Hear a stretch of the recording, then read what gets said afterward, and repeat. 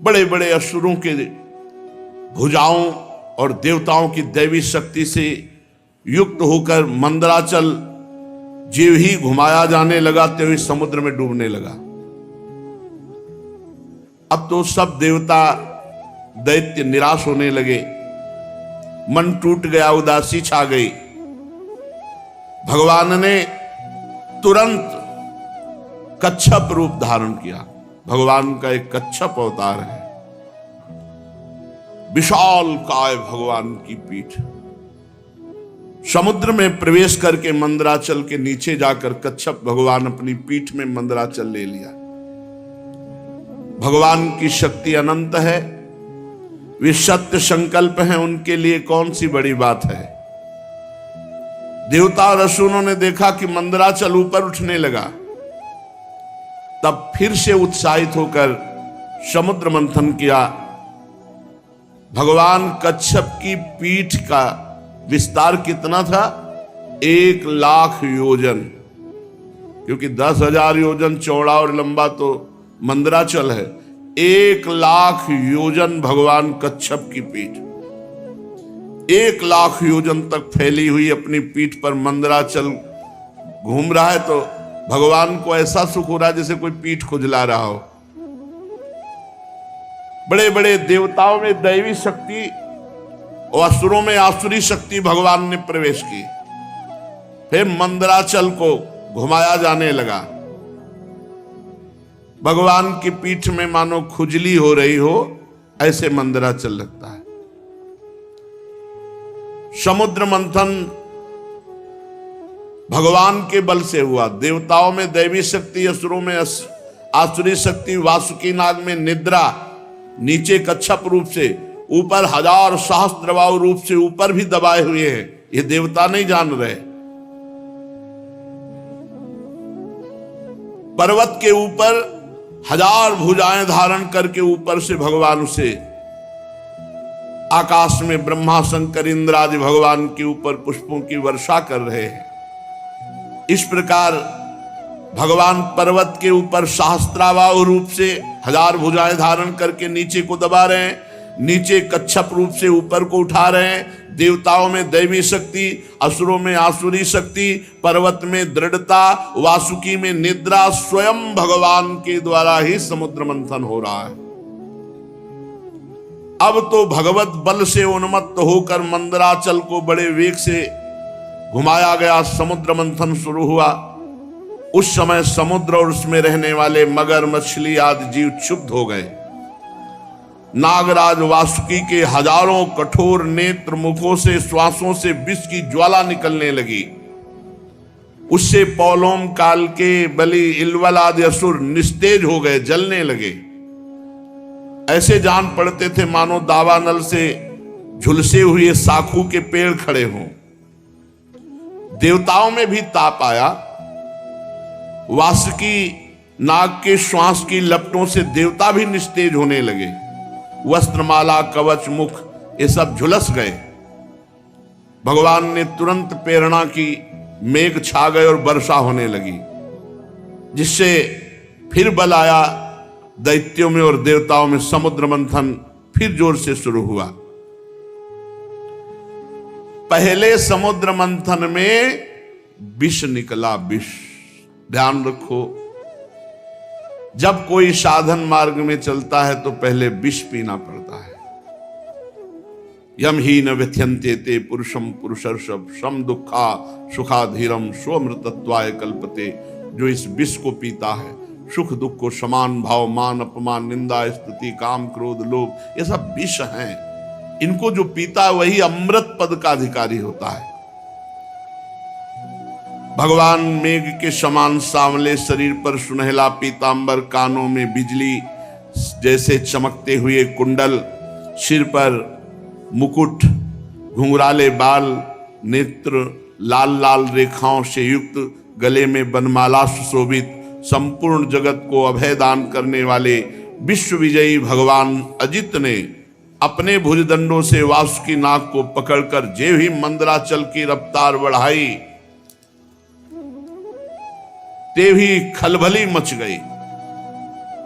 मछली, मगर, सांप, कछुए भयभीत होकर ऊपर आ गए। तिमिंगल आदि मत्स्य, समुद्री हाथी, ग्राह व्याकुल हो गए। जे ही ऐसा मंथन हुआ कि सबसे पहले ऊपर हलाहल नामक अत्यंत उग्र विष निकला। अब वो समुद्र मंथन से निकला हुआ विष 10 दिशाओं में फैलने लगा। इससे सारी प्रजा मर जाएगी, सब प्रकृति भस्म हो जाएगी, ऐसा ये विष है। भगवान अजित ने कहा, भगवान शंकर की शरण में चलो। पहले निकले हुए इस हलाहल नामक विष से भगवान सांब सदाशिव ही बचाएंगे। भगवान शंकर सती जी के साथ कैलाश पर्वत पर विराजमान थे। बड़े बड़े ऋषि मुनि उनके वचन सुन रहे थे, भगवान शिव उपदेश कर रहे थे। तीनों लोकों को अभ्युदय और मोक्ष के लिए बड़े बड़े ऋषि मुनि उनकी आराधना करते हैं, भगवान शिव की। प्रजापतियों ने दर्शन किया और भगवान महादेव जी की स्तुति की। हे जगत गुरु, हे देवाधिदेव, हे समस्त प्राणियों की आत्मा और जीवन दाता, हम सब लोकपाल आपकी शरण में आए हैं। समुद्र मंथन में त्रिलोकी को भस्म करने वाला हलाहल उग्र विष प्रकट हुआ है, उससे आप हमारी रक्षा कीजिए। सारे जगत को बांधने और मोक्ष मुक्त करने में एकमात्र आप समर्थ ईश्वर हैं। इसलिए हे भगवान शिव, विवेकी पुरुष आपकी आराधना करते हैं, क्योंकि आप शरणागत की पीड़ा नष्ट करने वाले एवं जगत गुरु हैं। प्रभु, अपनी गुणमयी शक्ति से इस जगत की सृष्टि, स्थिति, प्रलय ये आप करते हैं, पर आप एक रस रहते हैं। जितने भी देवता, मनुष्य, पशु, पक्षी, सत असत चराचर प्राणी हैं, सबके जीवन दाता देवाधिदेव आप ही हैं। आपके अतिरिक्त सृष्टि भी और कुछ नहीं, क्योंकि आप सबकी आत्मा हैं। हे सर्वदेव स्वरूप, आपका मुख अग्नि है। तीनों लोकों के अभ्युदय करने के लिए हे शंकर, ये पृथ्वी आपका चरण कमल है। आप अखिल देव स्वरूप हैं। ये काल आपकी गति है, दिशाएं कान हैं, वरुण रसेंद्री हैं, आकाश नाभ है, वायु श्वास है, सूर्य नेत्र है, जल वीर्य है। आपका अहंकार नीचे ऊंचे सभी जीवों का आश्रय है। चंद्रमा मन है, प्रभु स्वर्ग आपका सिर है। वेद स्वरूप भगवान, समुद्र आपकी कोख है, पर्वत हड्डियां हैं, सब प्रकार की औषधियां घास आपके रोम हैं, गायत्री आदि छंद आपकी सातों धातुएं हैं, और सभी प्रकार के धर्म आपके हृदय हैं। हे स्वामिन, सद्योजात आदि 5 उपनिषद ही आपके तत्पुरुष अघोर, सद्योजात, वामदेव, ईशान नामक 5 मुख हैं। प्रभु, इस कार्य कारण जगत से परे, माया से परे आप हैं। आपकी महिमा को ब्रह्मादि भी जानने में समर्थ नहीं। हम लोग तो केवल आपके इस लीला बिहारी शिव रूप को देख रहे हैं, आपके परम स्वरूप को हम नहीं जानते। हे महेश्वर, यदि आपकी लीलाएं अव्यक्त हैं, फिर भी संसार कल्याण करने के लिए परम कारण स्वरूप आप लीला करते हैं। प्रभु, आप प्रजा बड़े संकट में है, इस हलाल विष का कुछ इंतजाम कीजिए। भगवान शिव ने कहा सती जी से, देवी, ये बड़े खेद की बात है कि समुद्र मंथन से कालकूट विष निकला और प्रजा बड़ी दुखी है। इसलिए हमें समस्त प्रजा की रक्षा करनी चाहिए। मेरा कर्तव्य है, ये मेरी शरण में आए हैं, मैं इन्हें निर्भय कर दूं, क्योंकि जिसके पास शक्ति है, सामर्थ्य है, तो आए हुए शरणागत के दुख को मिटाना उसका धर्म बनता है। अगर अपने प्राणों की भी बलि देनी पड़े तो दे देना चाहिए, पर शरणागत को विमुख नहीं जाने देना चाहिए, उसकी रक्षा करनी चाहिए। कल्याणी, ये मोह पास में बंद करके जीव एक दूसरे से वैर की गांठ बांध लेते हैं। ऐसे अज्ञानियों पर जो कृपा करके उन्हें भगवत मार्ग में लगाता है, उनकी रक्षा करता है, उस पर भगवान श्री कृष्ण बहुत प्रसन्न होते हैं। और जब भगवान श्री कृष्ण प्रसन्न हो जाते हैं तो मैं ब्रह्मा चराचर जगत उसके ऊपर प्रसन्न हो जाता है। जहां पर कृपा राम की हुई ता पर कृपा करे सब कोई। इसलिए मैं प्रजा के कल्याण के लिए इस विष को पीऊंगा।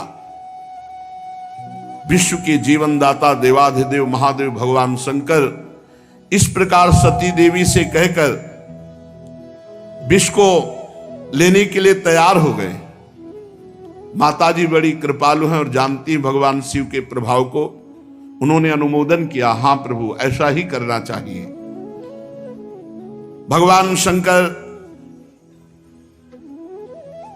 ऐसे करके आकर्षण किया और पूरे समुद्र मंथन से निकले हुए विष को अपने हाथ में ले लिया और उसको पी गए। पीकर हृदय में नहीं जाने दिया, ये गले में रोक लिया। पूरा श्याम गौरवर्ण का गला, पूरा श्याम वर्ण का, इसीलिए भगवान का एक नाम पड़ा नीलकंठ। भगवान शंकर का वो भूषण हो गया नीलकंठ। देवादिदेव भगवान शंकर सबकी कामना पूर्ण करने वाले हैं। उनका एक कल्याणकारी अद्भुत कर्म सुनकर दक्ष कन्या सती, ब्रह्मा जी, भगवान श्री हरि बहुत उनकी स्तुति की, प्रशंसा की। जब भगवान शंकर विष पान कर रहे थे तो 1-2 बूंद विष टपक गया। उसी से जितने भी विषैले जीव जंतु, विषैली औषधियां हैं, वो सब हैं। 1-2 बूंद टपक गया, उससे हैं। पूरी सृष्टि में इतना विष है, वो 1-2 बूंद से अगर पूरा विष तो भस्म कर देता त्रिलोकी को। महादेव जी गले में आज भी रोके हुए हैं। भगवान शंकर ने विष पी लिया तो समस्या का समाधान हो गया। देवता और असुर बड़ी प्रसन्नता से समुद्र मंथन करने लगे। फिर समुद्र मंथन से कामधेनु प्रकट हुई। कामधेनु समस्त कामनाओं को पूर्ण करने वाली है। भगवान इशारा जिसे देते वही उसे स्वीकार करता। भगवान ने देवताओं को इशारा किया, कामधेनु देवताओं ने ले ली, जो ऋषियों के अग्निहोत्र के काम में आएगी। ब्रह्मलोक तक यज्ञ की उपयोगी पवित्र घी, दूध आदि पहुंचाने के लिए ब्रह्मवादी ऋषियों को देवताओं ने कामधेनु प्रदान की। इसके बाद उच्चैश्रवा नामक घोड़ा निकला। उसे महाराज दैत्याधिपति बलि जी को दिया गया। वो चंद्रमा के समान श्वेत वर्ण का। इंद्र ललचात हो गए पर भगवान ने रोक दिया। महाराज बलि को उच्चैश्रवा मिला। तदनंतर थोड़ी ही देर बाद समुद्र मंथन के ऐरावत नामक हाथी निकला। बड़े बड़े 4 दांत, उज्जवल गोरे वर्ण का, कैलाश के समान। देवराज इंद्र को दिया गया ऐरावत हाथी। फिर कौस्तुभ मणि समुद्र मंथन से निकली।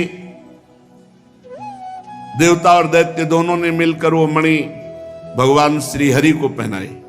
जो वक्षा स्थल में कौस्तुभ मणि विराजमान है, वो समुद्र मंथन से प्रकट हुई। इसके बाद स्वर्गलोक की शोभा बढ़ाने वाला कल्प वृक्ष वो देवताओं ने ले लिया। ये कल्प वृक्ष जो कामना करे वो पूर्ण कर देता है। इसके बाद अप्सराएं प्रकट हुई,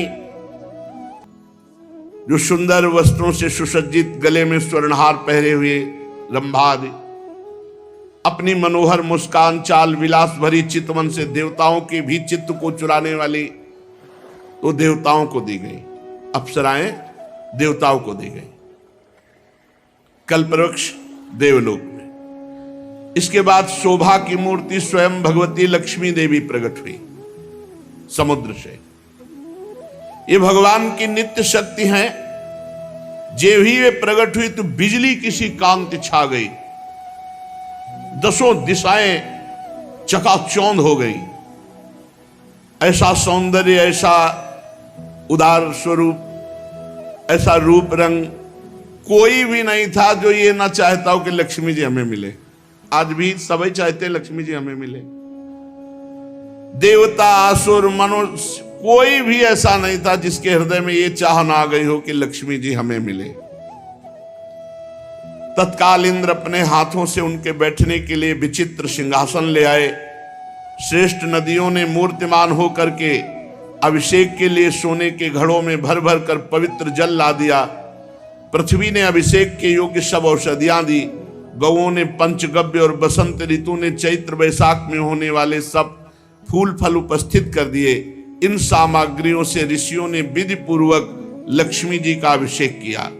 गंधर्व गान कर रहे हैं, अप्सराएं नृत्य कर रही हैं, बादल सदे होकर मृदंग, डमरू, ढोल, नगारे, नरसिंगे, शंख, वेणु, वीणा ये जोर जोर से वाद्य बजा रहे हैं। भगवती लक्ष्मी देवी का अभिषेक हुआ और सुंदर पोशाक धारण की हुई सिंहासन पर विराजमान हैं। दिग्गज कलशों से उनका स्नान करा रहे हैं। वेद में ब्राह्मण वेद मंत्र पढ़ रहे हैं। समुद्र ने पीले रेशमी वस्त्र उनको पहनने के लिए दिया। वरुण ने वैजंती माला समर्पित की। प्रजापति विश्वकर्मा ने भांति भांति के गहने दिए। सरस्वती जी ने मोतियों का हार, ब्रह्मा जी ने कमल, नाग ने 2 कुंडल अर्पित किए। इसके बाद लक्ष्मी जी कमलों की माला लेकर किसके गले में डाले चली। लक्ष्मी जी के मुख की ओर देखकर जब वो मंद मंद मुस्कुराती हुई चल रही थी, उनकी पायजेब बज रही थी, कोई ऐसा नहीं था जो ललचा न गया हो लक्ष्मी जी हमें मिले। पर वो चाहती थी जो हमें चाहे ना उसको हम वरण करें। निर्दोष हो जिसके हृदय में चाह ना हो, उत्तम गुणों से नित्य युक्त हो, उसे मैं अपना आश्रय बनाऊंगी। लक्ष्मी जी ने देखा गंधर्व, यक्ष, असुर, सिद्ध, चारण, देवता सब चाह कर रहे हैं। किसी को शर्त है जो चाह ना करता हो, निर्दोष हो, अविनाशी हो, नित्य हो, ये सब भगवान में है। वे मन ही मन तपस्वियों की तरफ देखकर कहा, इन्होंने क्रोध पर विजय नहीं प्राप्त किया। ज्ञान तो है परंतु अनासक्त नहीं है। कोई महत्वशाली है परंतु वो काम को नहीं जीत सका। किसी में ऐश्वर्य बहुत है पर वो ऐश्वर्य किस काम का जब दूसरों का आश्रय लेना पड़े। किसी में धर्माचरण है तो प्राणियों के प्रति प्रेम का पूरा वर्ताव नहीं। त्याग है पर केवल त्याग से ही थोड़ी मोक्ष हो जाएगा, तत्वबोध होना चाहिए। किन्हीं किन्हीं में वीरता है पर वो भी काल के पंजे के बाहर नहीं है। कुछ महात्मा ऐसे हैं जो विषयासक्त नहीं है परंतु अद्वैत समाधि में तल्लीन है। किसी किसी ऋषि की आयु बहुत लंबी है परंतु उनका सील मंगल मेरे योग्य नहीं। किसी का सील मंगल है तो आयु का ठिकाना नहीं। लक्ष्मी जी ने सबको देखा पर कहीं भी चित्त नहीं टिका। जब भगवान के ऊपर दृष्टि गई तो उन्होंने कहा ये मुझे चाहते नहीं, ये हमें पसंद आए पर ये हमें नहीं चाहते। पर सोच विचार करके भगवान के ही गले में जयमाला डाल दी, अजित भगवान के, क्योंकि समस्त सद्गुण नित्य निवास करते श्री भगवान में। लक्ष्मी जी के एकमात्र आश्रय भगवान श्री हरि है। इसी से उन्होंने भगवान श्री हरि का वर्ण किया। लक्ष्मी जी ने भगवान के गले में नवीन कमलों की सुंदर माला पहना दी, जिसके चारों ओर झुंड के झुंड मतवाले मधुकर गुंजार कर रहे थे। इसके बाद लज्जापूर्ण भाव से देखा और सूक्ष्म रूप धारण करके भगवान के वक्षा स्थल में विराजमान हो गई, श्री लांछन चिन्ह के रूप में। जगत पिता भगवान ने जगत जननी समस्त संपत्तियों के अधिष्ठात्र देवता श्री लक्ष्मी जी को अपने वक्षा स्थल पर निवास दिया, हृदय में। उसी समय शंख, तुरही, मृदंग, बाजे बजने लगे, गंधर्व गाने लगे, अप्सराएं नृत्य करने लगी। ब्रह्मा, रुद्र, अंगिरादि प्रजापति पुष्प वर्षा करते हुए भगवान की दिव्य मंत्रों द्वारा स्तुति की। देवता, प्रजापति, प्रजा सभी की तरफ लक्ष्मी जी ने कृपा दृष्टि से देखा तो सब निहाल हो गए, सब आनंदित, सब सुखी हो गए। पर लक्ष्मी जी ने दैत्य और दानवों की उपेक्षा कर दी, तब वो बहुत उत्साहहीन हो गए और लोभी हो गए।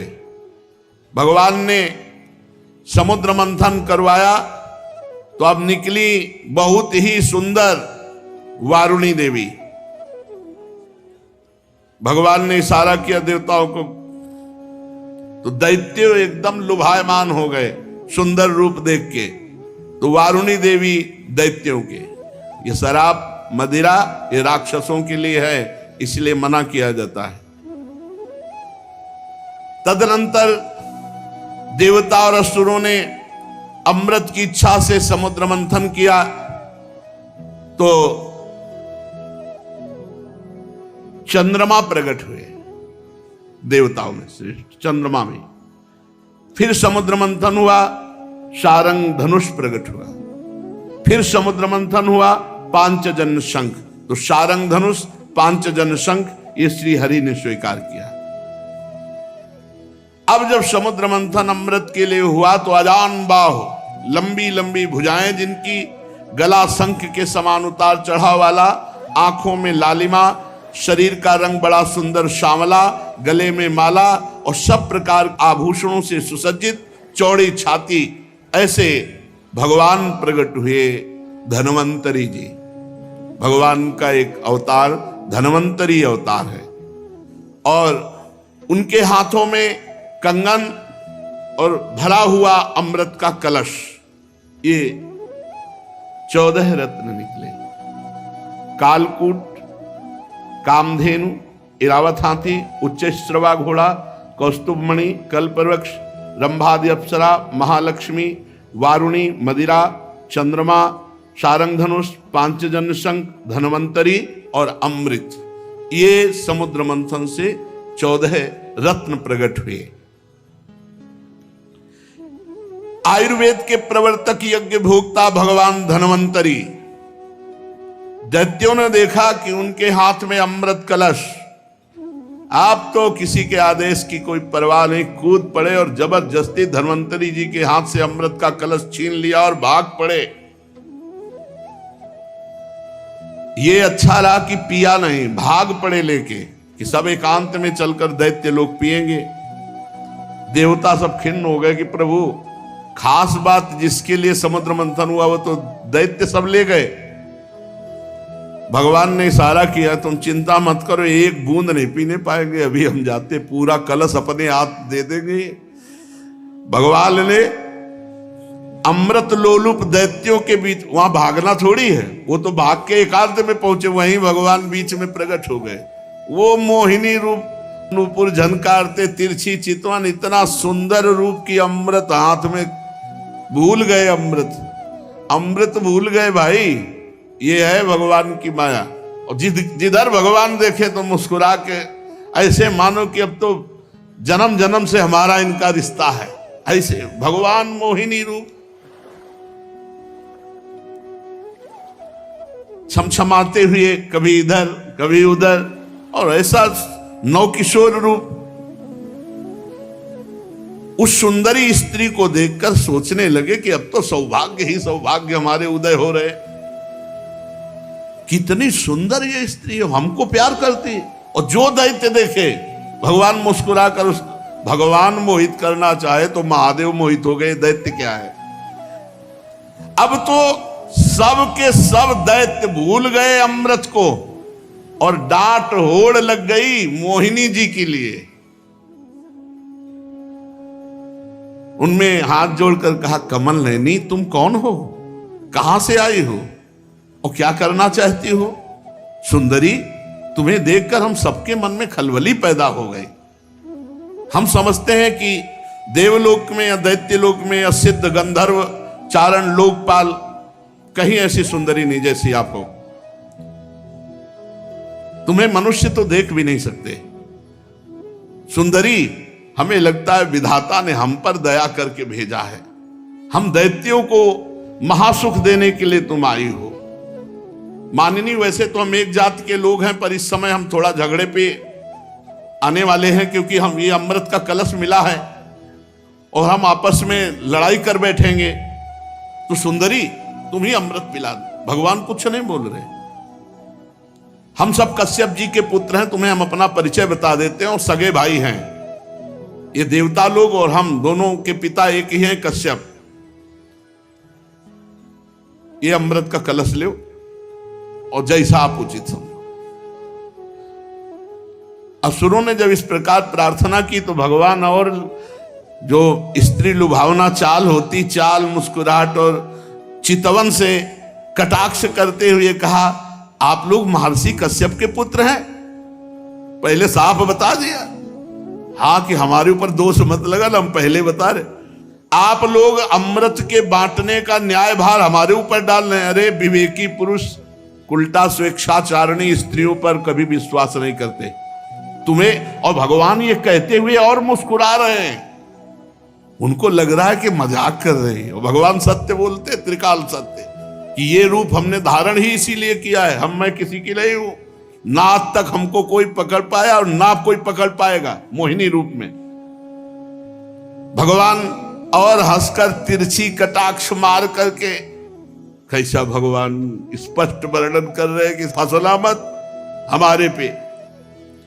परीक्षित जी मोहिनी जी की ये बात सुनकर दैत्यों के मन में आया कि मजाक कर रही है हमसे। उन्होंने हंस करके कहा कि देखो तुम कोई भी हो, ये ले अमृत कलश। कलश लिया और तिरछी मुस्कान से भगवान ने मुस्कुराते हुए मीठी वाणी में कहा, देखो यदि इतना विश्वास करते हो तो मैं उचित करूं या अनुचित बीच में टोकना नहीं। स्वीकार है? और मुस्कुरा दिया, बोले स्वीकार। बस बोले अमृत बांट दे ले दो, फिर देख पाओगे कि क्या स्वीकार किया है। बड़े बड़े दैत्य कुछ जहां शंका में होते कि यार पूरा अमृत उसके हाथ में दे दिया, तो मोहिनी जी उधर ही देखती, तो फिर वैसे मंत्रमुग्ध होके रह जाता, मंत्रमुग्ध होके दैत्य रह जाता। अरे महाराज भगवान हैं, भगवान, उनकी माया ऐसी प्रबल है, देख लो। लोक लोकांतर फिर वो स्वयं मोहिनी रूप धारण किए। दैत्यो बड़ी बारीकी से मेरी बात समझो, मैं उचित करूं या अनुचित बीच में टोकोगे नहीं। अगर टोकना तो ले अपना अमृत कलश। नहीं नहीं नहीं, और मुस्कुराते जा रहे हैं। मुस्कुराहट भगवान की माया का प्रादुर्भाव हुआ है मुस्कुराहट से। सब दैत्यों ने कह दिया स्वीकार है। भगवान ने कहा हम भी स्वीकृत हैं, आपकी हैं। इसका कारण दैत्य मोहिनी स्वरूप के मूल को नहीं समझ पा रहे, और देवता जान रहे इसलिए मोहित नहीं हो रहे। एक भी देवता मोहित नहीं हुआ मोहिनी रूप में, क्योंकि जान रहे हमारे भगवान है। तो देखो अमृत ऐसे नहीं मिलता। सब लोग पहले नहा के आओ, स्नान करो और पूजन करो, स्वस्थवाचन करो, तब अमृत मिलेगा। सब नए नए कपड़ा पहन करके और कुशासन पर बैठो, और सबका हिस्सा पूर्व की तरफ कुश का हो। अब देवता दैत्य फटाफट स्नान करके, भगवान ने इशारा किया देवताओं को कि नहाओ कम, जल्दी नए कपड़ा पहन के बैठ जाओ आके। और दैत्यों से कहा पूरा स्नान सब। और भगवान नूपुर की झनकार करते हुए देवताओं की तरफ नहीं, दैत्यों की तरफ, किसी के भी ज्ञान का स्फुरण न होने पावे, सबको मंत्र मुग्ध किए। मोहिनी जी ने मुस्कान भरी चितवन से सब दैत्यों की तरफ कलश लेके निकली, बूंद नहीं पिलाया। आ रही हैं अभी। अब दैत्य तो इतना खुश हैं कि मोहिनी जी मिल गई। सुधरते हैं तो प्रिया जी के सामने ही सुधरते हैं। कर जो पीक दाली लिए खड़े याद, जो निकुंज बड़े सीधे नहीं तो बड़े टेढ़े महाराज। ये बहुत टेढ़े हैं इनको। अब ये अगर सीधे कहीं मिलते हैं ना तो प्रिया जी के सामने यहाँ वृंदावन में भोले भाले एकदम सीधे, एकदम महाराज जगत पिता भगवान हैं और वो मोहित कर रहे हैं।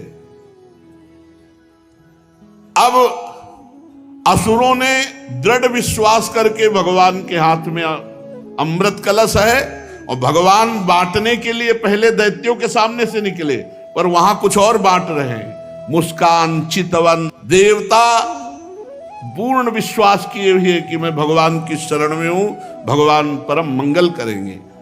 दैत्यों की तरफ से आ रहे भगवान और उल्टा बैठाला, तुम इधर तुम इधर, एक दूसरे की तरफ पीछे मुड़कर नहीं देखेगा।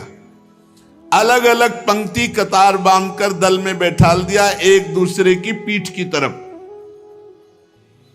दैत्यों के पास से ऐसे गए मुस्कुराते हुए, और ये अमृत वो है जिसमें बुढ़ापा नहीं आता, कोई रोग नहीं होता, कोई शोक नहीं होता। अरे देवताओं को, पर वो भी भयभीत रहते हैं। और भगवान नाम रूपी जो अमृत पी ले तो भवरोग से मुक्त होकर देवलोक भी, जो जहां छोटा पड़ जाए, ऐसा आनंद देवलोक में क्या आनंद है। वहां तो पुण्य क्षीणे मृत्यु लोके विसंति, भगवत धाम नामामृत राधा नाम सुधा रसम।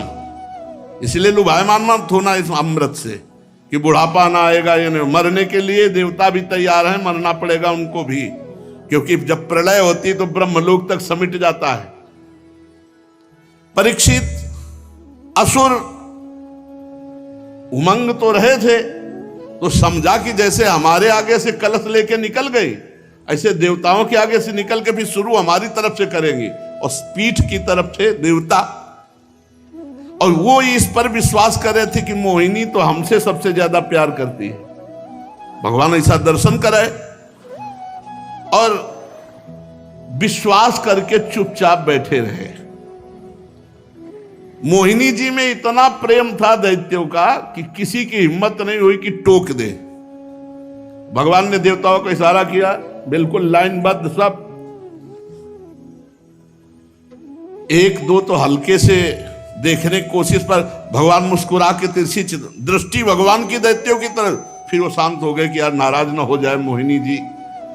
अब मोहिनी जी सबको अपने नेत्रों की दृष्टि में बांधे हुए और देवताओं को अमृत पिलाते चले जा रहे हैं।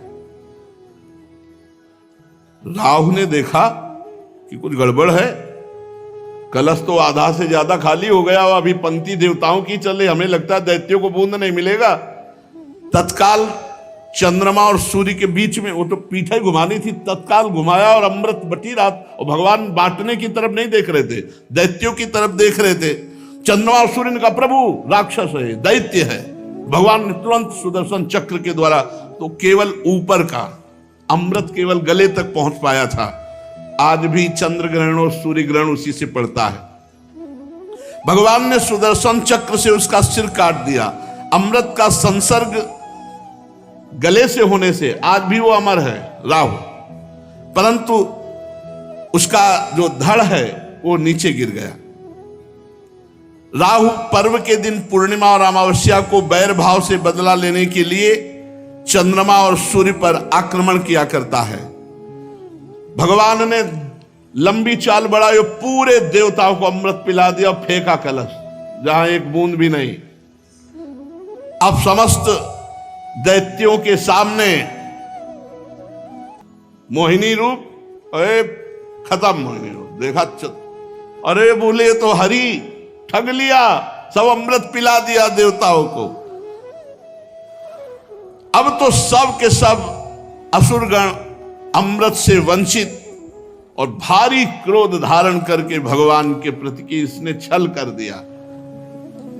दानों और दैत्यों ने बड़ी मेहनत की थी, फिर भी उन्हें भगवान से विमुख और आसुरी प्रवृत्ति होने के कारण अमृत पीने को नहीं दिया गया कि बिना अमृत पिए तो ऐसा विनाशकारी खेल खेलते हैं, अगर अमृत पी लिए तो फिर तो बहुत ही आतंक मचा देंगे।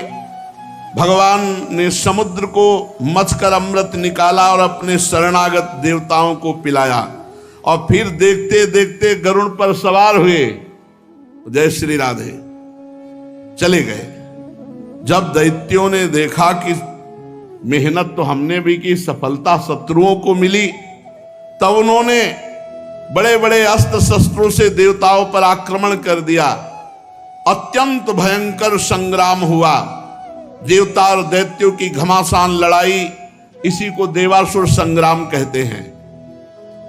दोनों ही एक दूसरे के प्रबल शत्रु, विविध प्रकार के वाहनों से, विविध प्रकार के अस्त्रों से बहुत समय तक उनका युद्ध होता रहा, लेकिन अब वो जीत नहीं सकते क्योंकि देवता अमृत प्रिय हैं, इनको मरना नहीं है और उनको मरना पड़ेगा।